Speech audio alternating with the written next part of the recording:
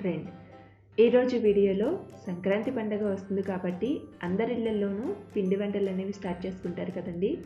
So దానికోసం ఈరోజు ఈ వీడియోలో గోధుమ పిండితో నెల రోజుల పాటు నిల్వ ఉండే ఒక సింపుల్ స్నాక్ రెసిపీని చూపిస్తున్నాను. హెల్దీగా ఉంటుంది కాబట్టి నేను ఇక్కడ ఈ రెసిపీని గోధుమ పిండితో చూపిస్తున్నాను. మీరు కావాలనుకుంటే ఈ సేమ్ ప్రాసెస్ని మైదా పిండితో కూడా చేసుకోవచ్చు. సో మరి ప్రిపరేషన్ ఏంటో చూసేద్దాం. ముందుగా ఒక మిక్సింగ్ బౌల్ని తీసుకుని ఇందులోకి 1 కప్పు దాకా గోధుమ పిండిని యాడ్ చేసుకోండి. నెక్స్ట్ ఇందులోకి 1/2 కప్పు దాకా షుగర్ పౌడర్ని కూడా యాడ్ చేసుకోవాలి. ఆ తర్వాత 2 టీ స్పూన్ల దాకా మిల్క్ పౌడర్ని యాడ్ చేసుకోండి. ఇది ఆప్షనల్ అండి. మిల్క్ పౌడర్ లేని వాళ్ళు మరొక 2 టీ స్పూన్ల దాకా షుగర్ పౌడర్ని ఎక్కువగా తీసుకోండి, సరిపోతుంది. తర్వాత ఇందులోకి 1 టేబుల్ స్పూన్ దాకా బటర్ని కానీ లేదా వేడివేడి ఆయిల్ని కానీ యాడ్ చేసుకుని పిండిలో బాగా కలిసే విధంగా మిక్స్ చేసుకోవాలి. ఇప్పుడు ఈ పిండిలోకి కొంచెం కొంచెంగా వాటర్ని యాడ్ చేసుకుంటూ సాఫ్ట్ డో అనేది వచ్చేలాగా పిండిని బాగా కలుపుకోవాలి. ఇక్కడ మీరు ఈ పిండిని పచ్చిపాలని యాడ్ చేసుకుంటూ కూడా కలుపుకోవచ్చండి.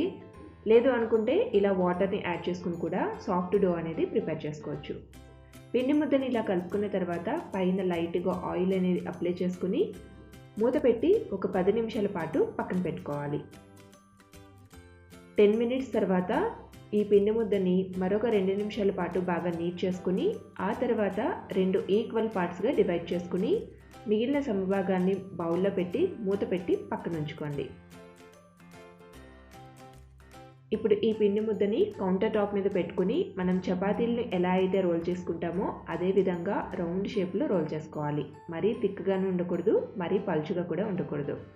ఈ విధంగా రౌండ్ షేప్లో ఒక బాటిల్ క్యాప్ని తీసుకుని ఇలా కట్ చేసుకుని తీసుకున్న తర్వాత మీకు వీడియో క్లిప్లో చూపిస్తున్న విధంగా ఫోల్డ్ చేసుకోవాలి. ముందు సగానికి ఫోల్డ్ చేసి ఆ తర్వాత మళ్ళీ వెనుక భాగానికి ఫోల్డ్ చేసుకుని ప్రెస్ చేసుకోవాలి. ఇవి మనకి షేప్ వచ్చేసి జిల్లేడు పువ్వులాగా ఉంటాయి.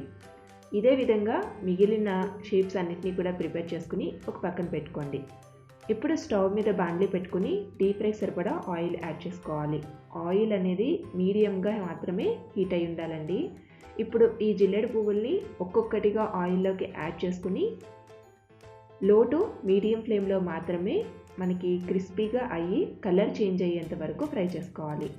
హై ఫ్లేమ్లో పెట్టి ఫ్రై చేసేస్తే మాడిపోతాయి, అలాగే లోపల మనకి పిండి పిండిగా ఉండిపోతుంది. కాబట్టి లో టు మీడియంలో మనకి కలర్ చేంజ్ అయ్యేంత వరకు ఫ్రై చేసుకోవాలి. ఇదే విధంగా మిగిలిన అన్నిటినీ కూడా ఫ్రై చేసుకుని ఒక ప్లేట్లోకి తీసుకుని కంప్లీట్గా చల్లారిన తర్వాత ఒక ఎయిర్ బాక్స్లో స్టోర్ చేసుకుని పెట్టుకుంటే నెల రోజుల వరకు నిల్వ ఉంటాయి. సో మరి ఈ సింపుల్ స్నాక్ రెసిపీని తప్పకుండా మీరు కూడా ట్రై చేసి మీకు ఎలా వచ్చాయి అనే విషయాన్ని మీ కామెంట్స్ ద్వారా షేర్ చేయడం మర్చిపోవద్దు. ఈ వీడియో నచ్చితే లైక్ చేసి మీ ఫ్రెండ్స్ రిలేటివ్స్తో కూడా షేర్ చేయండి. మరిన్ని కొత్త టేస్టీ రెసిపీస్, ఇంట్రెస్టింగ్ వీడియోస్ కోసం TFT ఛానల్ని సబ్స్క్రైబ్ చేసుకోండి. Thank you.